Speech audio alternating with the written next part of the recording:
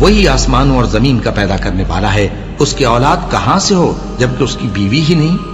اور اس نے ہر چیز کو پیدا کیا ہے اور وہ ہر چیز سے باخبر ہے۔ اور کہتے ہیں کہ رحمان بیٹا رکھتا ہے، وہ پاک ہے، اس کے نہ بیٹا ہے نہ بیٹی، بلکہ جن کو یہ لوگ اس کے بیٹے بیٹیاں سمجھتے ہیں وہ اس کے عزت والے بندے ہیں، اس کے آگے بڑھ کر بول نہیں سکتے اور اس کے حکم پر عمل کرتے ہیں۔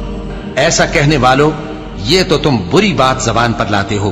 قریب ہے کہ اس جھوٹ سے آسمان پھٹ پڑے اور زمین شق ہو جائے اور پہاڑ پارا پارا ہو کر گر پڑے کہ انہوں نے رحمان کے لیے بیٹا تجویز کیا، اور رحمان کو شایع نہیں کہ کسی کو بیٹا بنائے۔